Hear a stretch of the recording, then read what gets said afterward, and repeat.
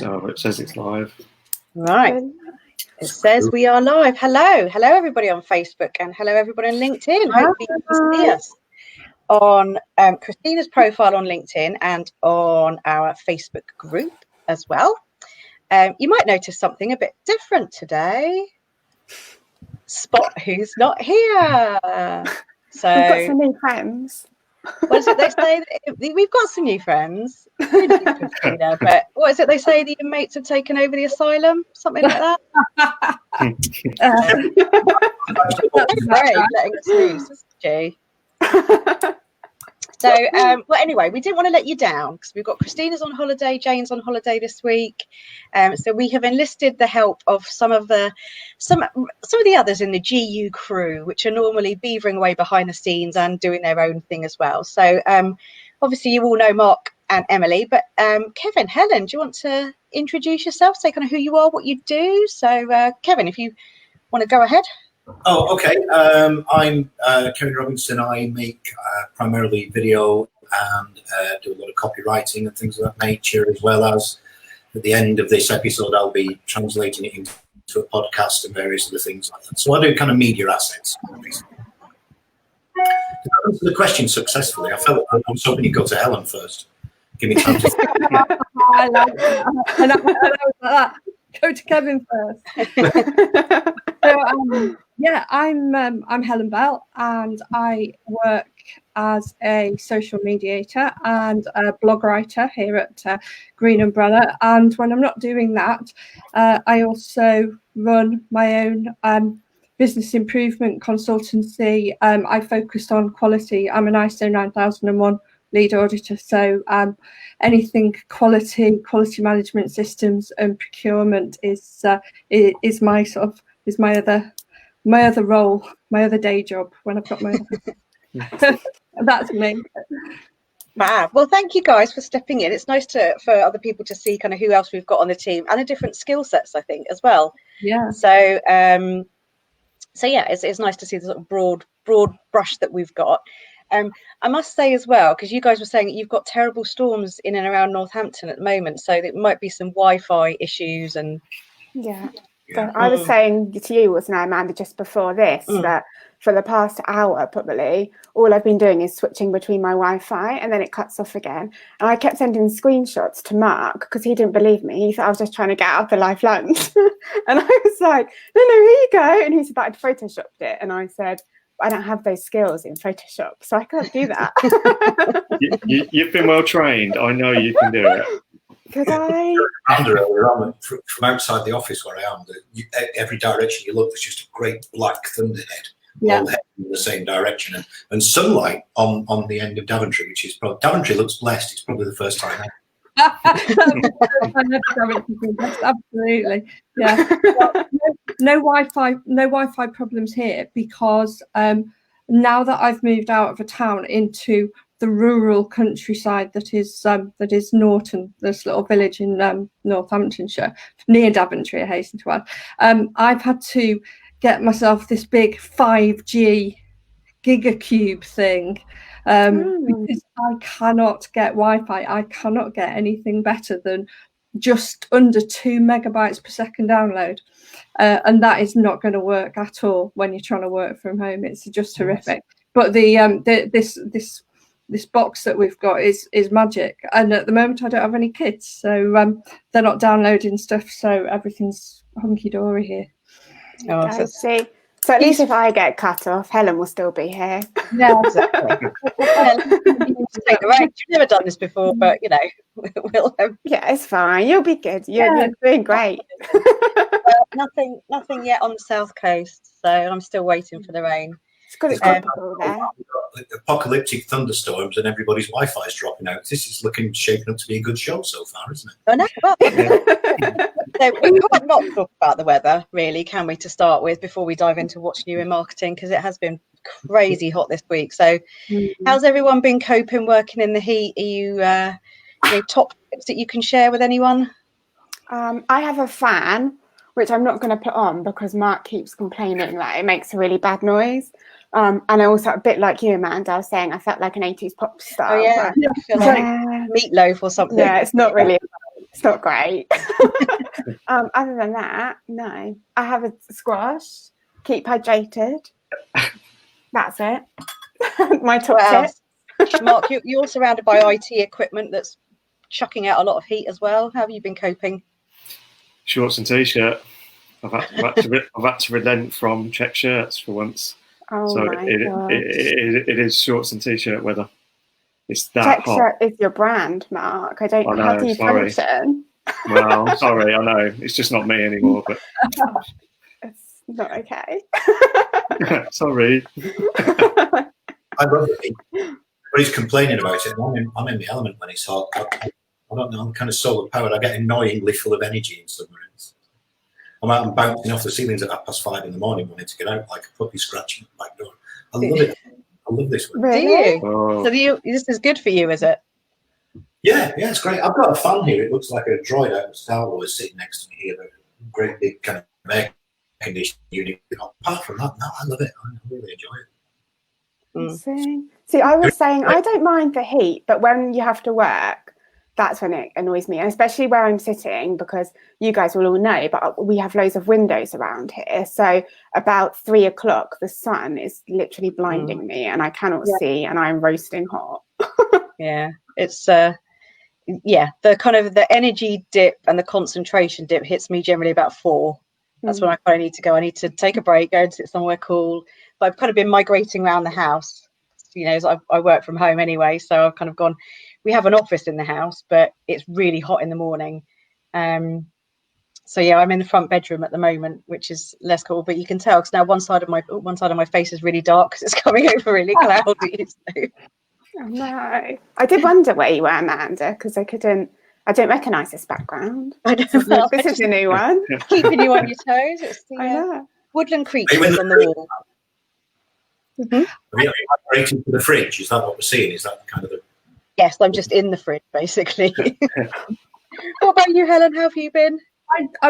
It's been hot. It's been, we can't deny it's been hot. And I'm not complaining about it either, because it's not nice, the weather in this country usually. So I've been enjoying it.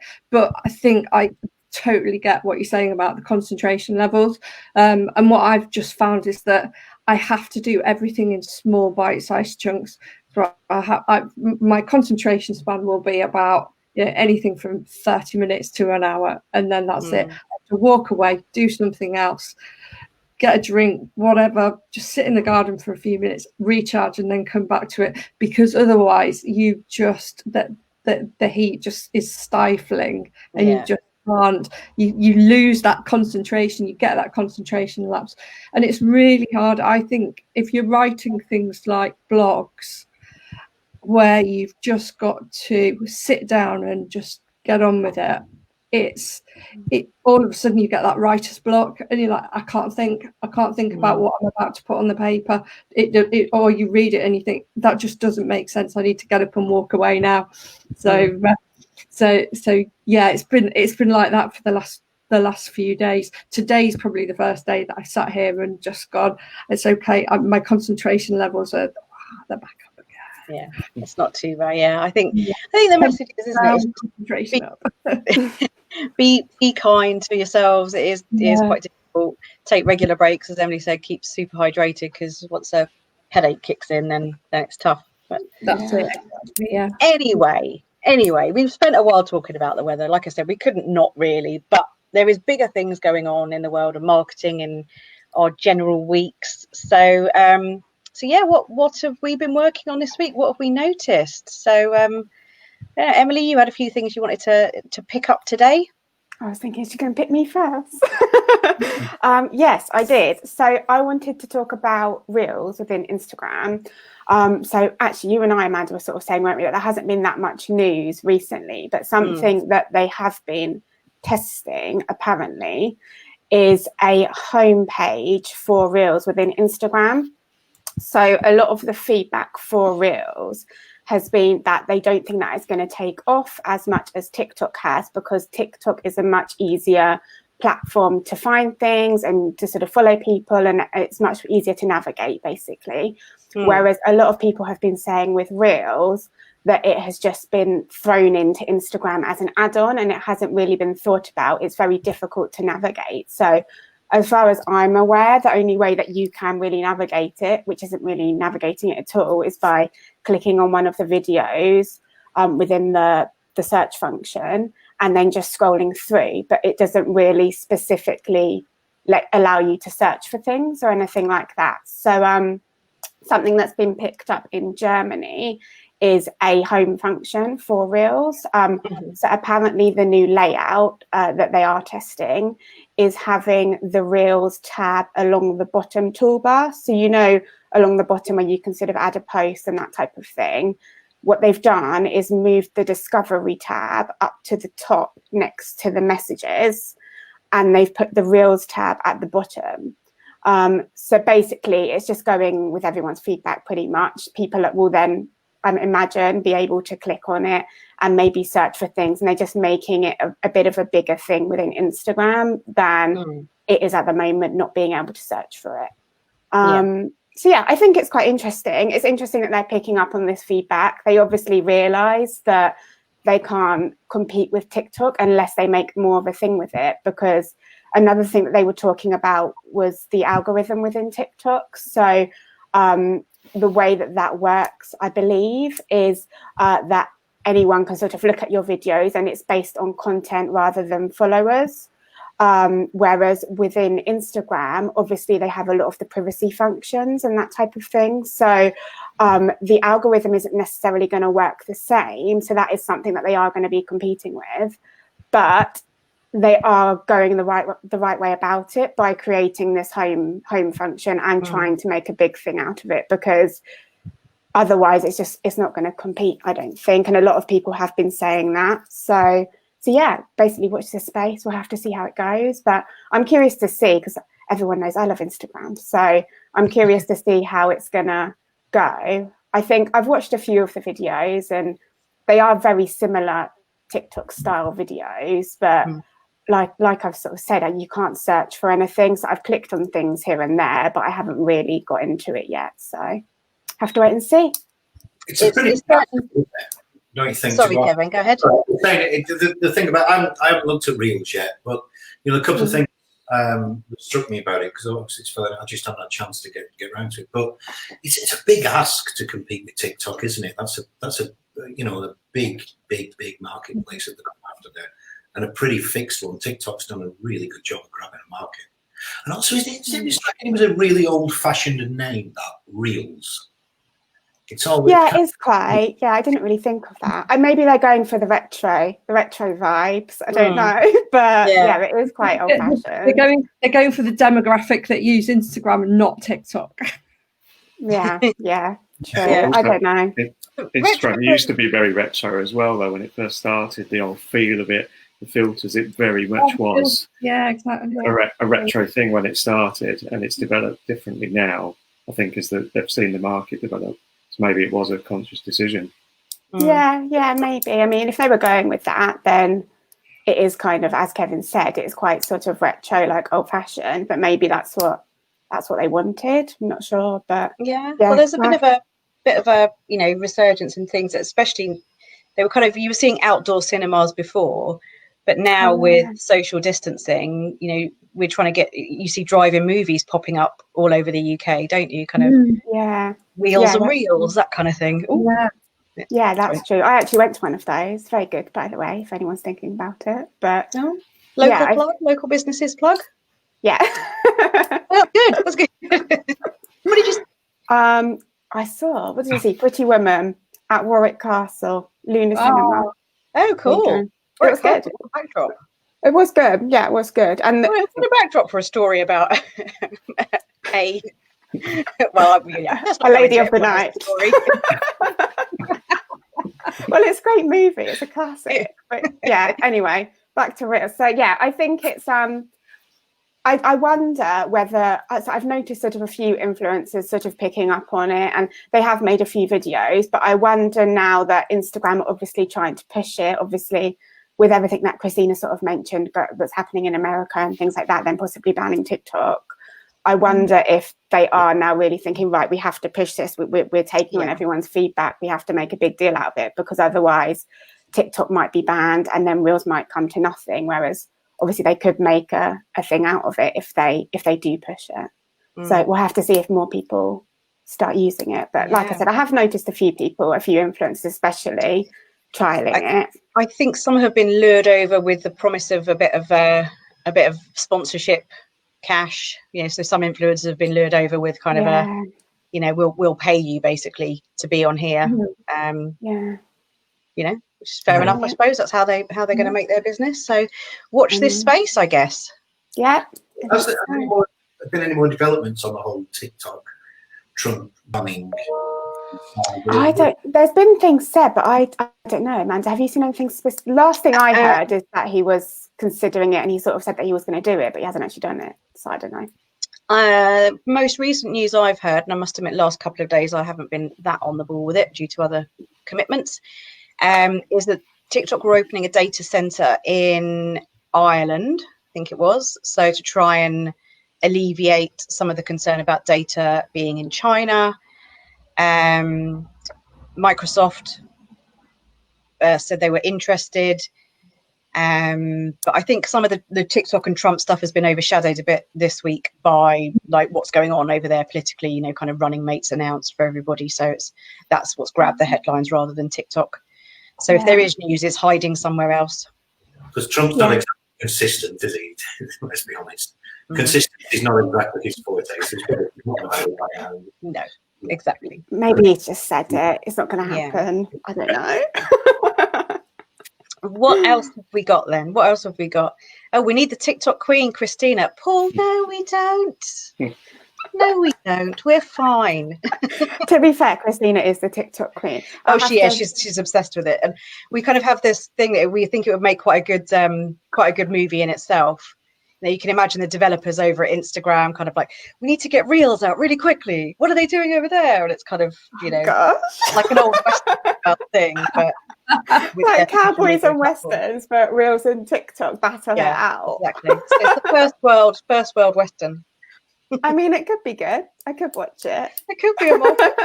It's no Pretty Woman, but No, but anyway.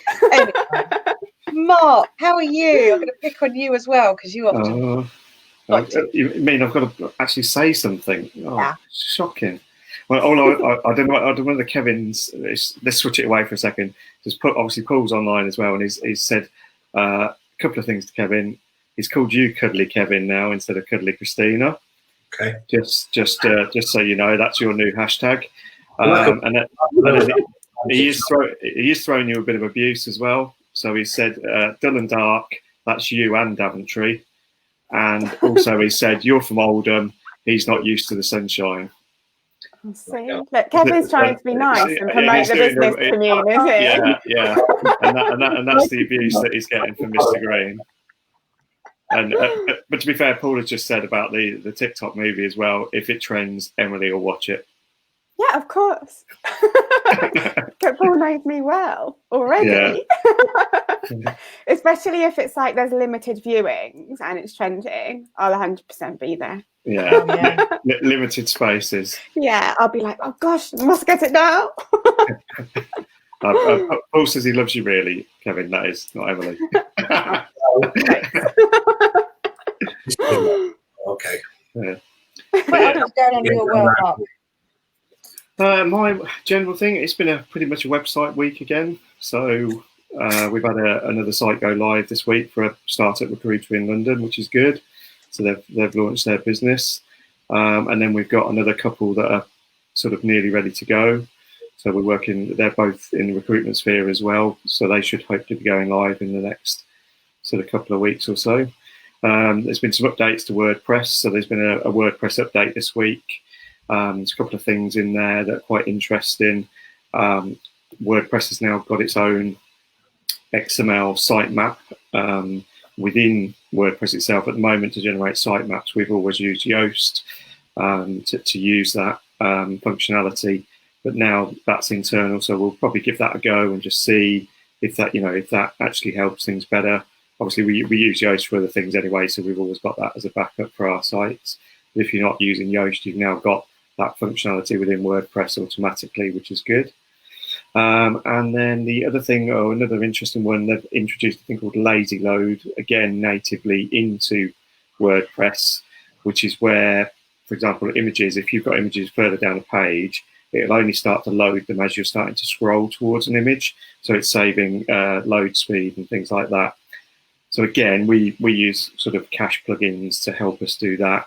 But again, we'll be looking to see whether it's more efficient with the sort of internal WordPress functionality on that one. So we've got a new site that just about to start working on. So we'll sort of compare the functionality on those and see if that helps, rather than using the plugins, using the internal WordPress bits. So geeky, but quite interesting. The other thing that I was going to say about it, and I don't know whether Kevin will know this guy, but they're a bit like Google things. They name versions after people and things, and this is called Eckstein, and it's named in honor of Billy Eckstein, who was a jazz musician from the mid 20th century. I'd never heard of him. Eckstein, did you say? Eckstein, Billy Eckstein. That's a bit unfortunate. I had no ECK. Don't worry. Oh, ECK. Okay, right. Yeah. So I did have to have a Google, but there you go. There's a music connection in there as well. Oh, no, there you are. But like I said, how old do you honestly think I am? I just think you're a man of the world. That's all I was. You're a wise man, Kevin. You might have heard him on the wireless. Thursday. So yeah, right, no taking a mick out of accents. We are an inclusive community here at Green Umbrella. Sorry, Amanda. Exactly. Yeah, keep it in line. Keep it. So everyone, Kevin gives as good as he gets, so it's fine. Kevin, what about you? So this is your first time on Live Lunch. Give us a bit of an insight into the sorts of things you're working on with your clients at the moment. It's pretty much, this week's not been very busy on the video side for once, to be honest. It's been quite a quiet week. There's a lot of people on holiday. Next week I've got a couple of video shoots to do, but one for kind of financial sector one, and then one for a software developer. But I've been this week. One of my clients is in a bit of a weird position whereby they provide sanitizing products and stuff that purifies air and things into the care sector. So they've been taking up a lot of my time, as you can imagine, recently. I've been doing a lot of product shoots for sanitizer stuff and things like that. And I'm in an office that it's full of cleaning products at the minute. And if you want to smell something that is really unpleasant, try and mix in about 8 different types of cleaning products on a table. Yeah. It's incredible in here. Depending where you're standing, it smells very like a gent's toilet or a freshly cleaned hotel room. Depending on where you're standing. Just have to move around. It's like walking into a branch of Lush. Really well, aren't you? Yeah. I love Lush, but it's a sensory overload when you go in there with all the smells. Do you know that's exactly what it's like? It's exactly like when you walk past Lush and you get kind of hit with a baseball battered smell. Yeah. Too much going on. Too many smells. Brain can't compute them all. It's so true. Yeah, I don't know why suddenly product photography seems to be the thing that we're getting a lot of, which is good because Bella's working for me now part-time, so she does a lot of the photography for me. So it's all very good. So, and Bella is semi part of the GU crew, isn't she? Where does she fit into the mix so everyone watching knows? Bella she's my daughter, and she also does some work for Christina and the GU crew as well. I think mainly I think it's working for me because I give her complex stuff and run. I'll leave her to sink or swim, whereas you look after her far too much at GU. Well, it's fair to say she earns her pocket money, doesn't she? That's for sure. She's a good kid for that, and she really does. She's a really good grafter. I actually don't employ her because she's my daughter. I employ her because she's very good at what she does and cheap. Cheap. You shouldn't say that bit, Kevin. Paul has added on the chat, she's the brains of the family. So it's harsh, but I know she's a smart cook. Yes, yeah. But no, she does a great job. And like I said, I'm not above exploiting my benefit. I wonder if anybody watching enlists the help of their family as well.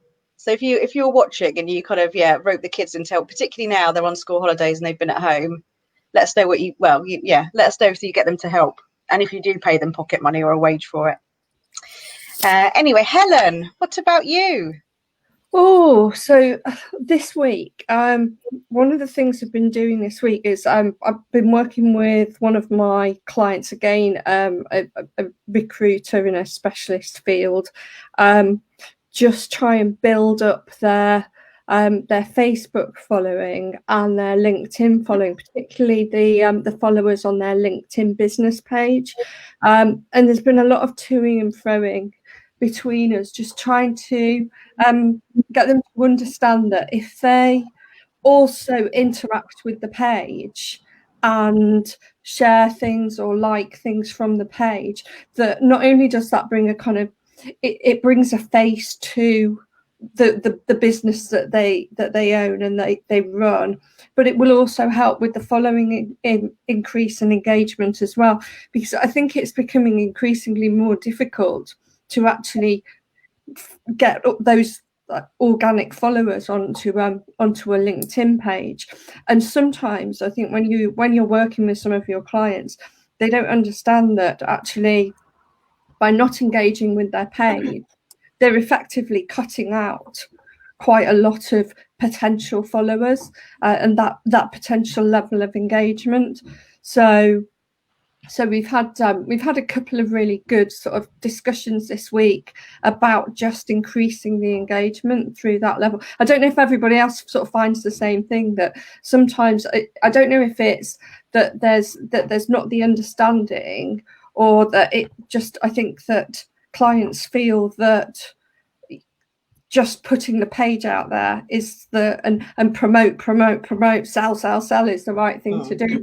But it's, you know, we talk about it so many times on here, don't we? It's all the other bits, it's all of the other human elements, the day-to-day interactions, the wow, it's hot today, that kind of really get the engagement and grab people, and then they hit the follow-up button, and then there's the call to action, and they'll hit the click button again. So yeah, that's been that's been one of my sort of big pieces this week. Other than that, I'm this week is a blog writing week, so I've got 2 to do before Friday because I want to get them out midweek. I've got my own blog to write as well, and I haven't even thought about that. So that's kind of sitting on the back burner after everything else.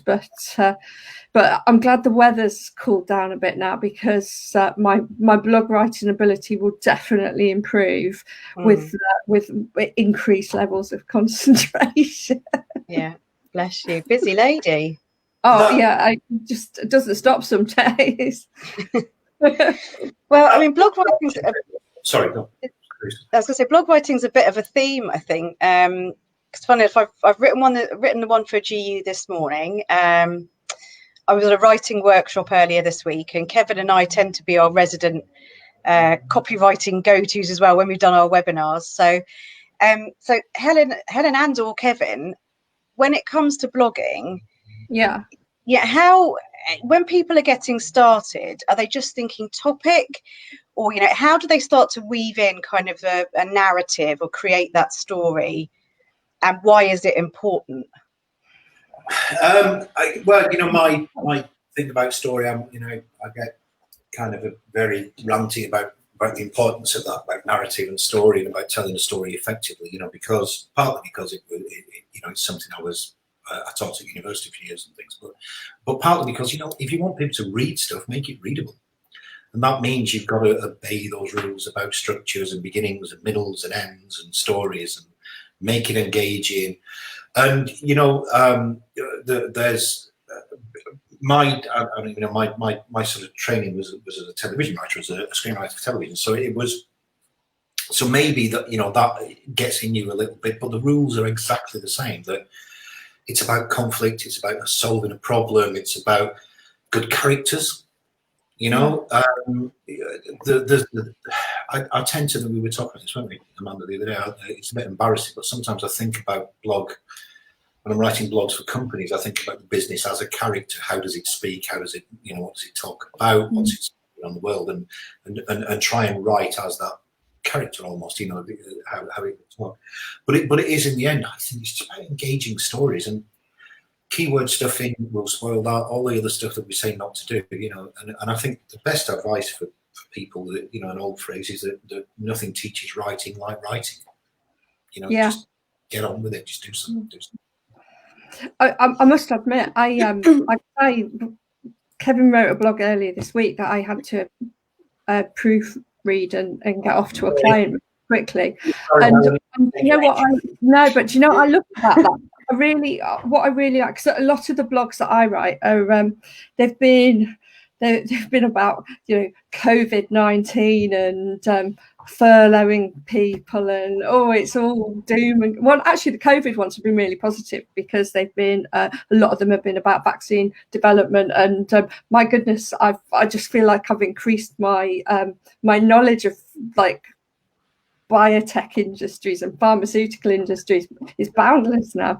But what I really liked, sorry, I'm digressing, what I really liked about the blog that Kevin wrote was the opening bit of it that was from a first person point of view, and it made the whole thing really personable. I really liked that, because sometimes I do that, or sometimes I'll add the personal bit at the end, but sometimes if it's about a specific subject, I've certainly got a couple of clients that like their blogs written in a very specific way.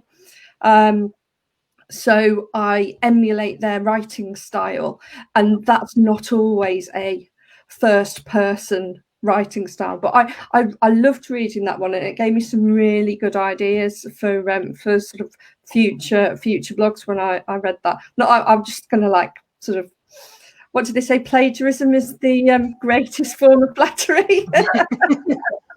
Copying with pride. Yeah. It is, but that's really hard, isn't it? When you're blog writing for somebody, I know we were talking about people writing, you know, starting to write, but I think I've just seen Paul's question. Yes, yeah. But, sorry, I didn't mean to distract you by putting it on the screen, but let's come on to that in a second. I can only handle one idea at a time. I'm a very simple individual. But I think it's really hard when you have to write in somebody else's style. I think that's one of the biggest challenges you get sometimes. Even really complex stuff. You know, you're saying you know about biomechanics and all sorts of stuff. I know all sorts of stuff I don't need to know. 800 blogs in, I've written about things. I know how to empty a chemical toilet in a caravan. I've no idea. I've never got any intention whatsoever of ever doing that. But I had to write about it once. Yeah. So what I find writing in somebody else's, writing the subject is years of practice at university, and things is quite easy. Writing as in a different style is really quite hard, I find. It takes longer, and you have to go back over it, and you start second guessing yourself. I find, that's the bit I find hardest, when you've got a house style you've got to adhere to. And I think maybe that's the downside of that story first attitude, because I want to tell the story, not how to suddenly have to tell it a particular way is quite hard, you know. Yeah, definitely. I think to answer Paul's question though about how to generate topics to blog about, I think if they're your own topics, if you think about things that are you will find interesting, because I find that it's very difficult to write about a topic that I'm disengaged with, and particularly when I'm looking for topics that are topics for my own website blogs. I'm thinking about, is my audience going to be interested in it? One, but also I would think, am I going to be interested in it? Because I personally will write a better blog if I'm engaged with the content Definitely. I can write one where I'm not so engaged, but I tend to find that it almost like filters to the bottom of the to-do list. So I think if you haven't written a blog before, my advice would be pick something that you're interested in, that both you and your audience will be engaged in. What do you think? You're the gurus. I'm merely the Padawan. Well, I like that, the Padawan. We're only quarter to one and getting Star Wars references. That's fantastic. The other thing is that, just to borrow from the stuff that we were doing, Amanda, is that what if I think is really useful. I sometimes when you're looking for topics, the clients that are quite hard are the ones that go, you decide. Oh yeah, industry. You know? But so what I'll do is then I'll take the product and you go, well, what if, and you ask a question around it rather than try and specifically think of a title. So I can't think of anything off the top of my head, so I use the one we did in the webinar, which was, what if my client sells frozen prawns? And you go, well, what if you had, I don't know, a quarter of a bag in your freezer? All right, well, we could write a blog about how to make wholesome family meals out of a small amount of prawns. You can do something on how long can they stay in the freezer. You can start. So if you ask what if about the product or the service or whatever that you're writing about, what it tends to do is put you in the mind of the reader a little bit, because you're starting to ask what would happen in their lives, what would this be to them, and I always find that quite useful. And then usually that will, if you then say, and next after that will be, that can sometimes give you a range of subjects to write about as well. But there's all sorts of kind of techniques on that, generating topics to blog about. Where do you get your ideas from? Well, funnily enough, the blog I wrote this morning is called 9 Awesome Ideas of Things You Can Blog About. So I promise that I haven't seeded that with Paul to say ask about it. It's just a coincidence, because it's off the back of the webinars we did to give people some inspiration, because there is nothing worse than people kind of going, I know I need to write a blog, I just don't know what to talk about. But there are heaps of ideas in there, from things like checklists through to event previews and reviews, products and services reviews, anything like that. So yeah, make sure you're signed up to the Green Umbrella newsletter, and you will get that in your inbox tomorrow.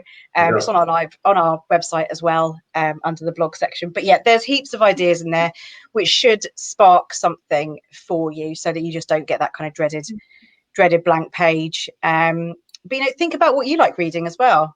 So things that are of interest to you, things that you're asked about. So we kind of rotate who writes the Green Umbrella blog. So Emily writes them sometimes, Mark does. So we kind of focus on our area of expertise, but it's things, I guess, that clients ask you. So Mark, when you were asked about print and design one, what sort of topics have you covered before? Well, as Emily will obviously attest to, my blogging is very rare. And as I said to this morning, when I uploaded the Green Umbrella blog, I do pictures, not words, basically. Can you read this page? I don't deal with words, I just deal with pictures. but I mean, things like, I think some of the things I've done in the past are, what makes a decent business card, bizarrely what things you need on a letterhead, what are the legal things you sometimes need. So it's a bit about practical things as well as the actual design things, because design needs to work as well as actually look pretty. So it's a combination of all those things. Obviously looking at fonts and things, we've done tips on that kind of thing, consistency of branding. So yeah, it could be a mix of anything really. And now the phone's ringing. That was it. Yeah. Someone ringing up asking us to write a blog for them. Yeah, well, maybe. The phone. Just as an aside, as a sort of a different segue, where's people's views on like blogs versus podcasts and things like that? Because quite often I will sit down and I'll sit down and read a blog, because it's not a long piece of prose. It's sort of between 500 and 800 words. It's a side of paper. And then what I've found recently is a lot of people, particularly that I'm following on LinkedIn, have stopped blogging and started doing podcasts. And actually, a 25-minute podcast is I might listen to some of it, but I'll have to think about taking time in my day to listen to a podcast.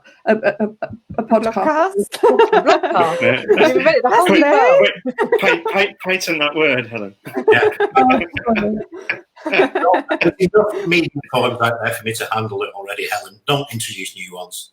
I see what you're saying, Helen, and I think you probably hit the nail on the head. It's all about what the right vehicle to tell your story. I don't think there's any, in all honesty, right? Christina said I wasn't allowed to rant about stuff. No, I'm going to rant. Right, look, it doesn't matter. I'll set you up for a rant. I won't be allowed back. If you need something to go into people's homes directly that you want them to hang on to for a while, then you have to print it and push it through their letterbox. So print is the right medium for that story. Blogs are great, but you can't read them while you're driving to work. It's fraught with danger, so you have to have a podcast. The same with the video. Videos are great, but don't try and tell more than one story. They're rubbish at that. So it's all about understanding, I think, what the vehicle is, what the delivery system for the story is. Good story delivered right, it will work. And I think the reason a lot of people are turning to podcasts is probably for the same reason that despite cinema and television and the internet and everything, that radio is still going, and the talk radio is the biggest area these days in building audience in radio, is because you can do it in the background. There's been a big surge of people listening to podcasts or consuming them since we've had lockdown and coming out of lockdown. But equally, there's been a massive surge of people producing and sharing them. So and that's what I've seen. I've seen a huge surge in people sharing them. Certainly on things like, particularly on LinkedIn, actually. Yeah, I think the rise of Alexas and Google, and Paul Green's on one day asking what I did at his Google device. Very funny indeed, the finest day of my life. But the rise of that, whether it's directly listening to the podcast on those Alexa devices, or the fact that you get used to something so it spreads into other parts of your life, that is. And I read somewhere that the largest increase in any media form for the 25 to 35-year-old bracket is listening to audio now. Audiobook's podcast series there. I mean, do any of us listen to podcasts? Anyone listening? It's also worth mentioning, if you're commenting and watching on LinkedIn, we can't monitor the comments on both at the same time, I don't think. So so if you're on Facebook, then yes, we can see your comments. But yeah, what would people recommend podcast wise? What you're listening to? What's good, either work wise or not work wise? Well, obviously the Green Umbrella one. Well, obviously, how could I forget? Aside from that, I meant. I listen to kind of some of the TED Talks ones periodically. I think some of those are really good, especially if you need a bit of motivation, or you want a bit of motivation. There's nothing like a good sort of TED Talk podcast. In fact, I actually posted one, not on my LinkedIn. I posted one for a client this morning, and I listened to it. It was the first thing I listened to when I got up this morning, and it was great. It was really good, really, really good, about why just pushing change all the time doesn't work. Actually, you need to have some emotional, if you want to push things and to change things or sell things, you need to have real emotional intelligence, because people won't just accept change or goods or anything else being pushed on them. And it was a great podcast. It was fantastic. It was about 20 minutes long. And what was it called? Sorry, Helen. I'll find it. It was a Harvard Business Review podcast. Okay. But I can always post it onto the Facebook. Yeah, share the link if it's worth this. I'll post the link up in a bit. Yeah, it was really good, particularly for anybody in a sales field and things like that. It was just a really kind of succinct explanation of why being pushy doesn't work. Yeah, no one likes that approach, do they? Absolutely. In fact, I literally sent a really stroppy message to a salesperson this morning for that very reason. They were pushing and pushing. And I just went, "You lost the sale. I'm not interested now." And they rang me twice in a row from 2 separate numbers because I didn't pick the first one up because I knew who it was. They tried again, and that was when I sent the text. Then a text message saying I've been trying to ring you, and it's exactly that. I sent a message that said, "My job requires me concentrating. You blew that twice in a row. Now forget it." And they lost. I don't think people react to that anymore. Yeah. I digressed, didn't I? Sorry, we were talking about podcasts. I digressed into it. That's a rant. You're going to be in trouble for that. Emily Park, are you audio podcasty people? No, I'm not. I think the thing is, it's one of those things, but I can see the appeal of it. Like Kevin said, you can listen to it whilst you're doing other things. But my problem is that I find it really hard to multitask. So if I'm like, I can't listen to music whilst I'm working, especially if I'm trying to read something. So if I'm trying to listen to a podcast and read something, like my brain just cannot compute it at all. So I don't know. I've never been that person. I'm the same as my mum. My mum's never been that person. So I think if it's something that doesn't take much concentration, then I can do it. But it's just, if I need to concentrate on something else, I can't concentrate on 2 things at the same time. So my brain's too small. Like a koala, they have really small brains. I read somewhere that it's all a big lie anyway. Nobody can actually multitask. Yes, that's true. No one can, men or women. Just to do 2 things badly probably at the same time. Yeah. And I'm a perfectionist, so that's not for me. So there you go. You've turned it into a positive for me, Kevin. Thanks so much. I mean, one thing well without giving yourself a distraction, so I do 2 things badly. So if anyone is thinking about podcasts, if you're doing audio, anything like this, audio, webinars, that kind of thing, why not turn them into a podcast? So it's actually not that difficult. There is tech out there that you can turn stuff into a podcast. We do it with Live Lunch. We do it with some of our webinars. So, if you're someone who likes to consume, I listen to a few while I'm walking the dog generally. So my audio books and podcasts while I'm walking the dog. So she say 20, 25 minutes, great way to kind of bite-size some learning, or just for a bit of entertainment, I was reading some stats earlier this week talking about how much time. Hashtag Data Davies. I can't disappoint the followers. Your fans. My fans.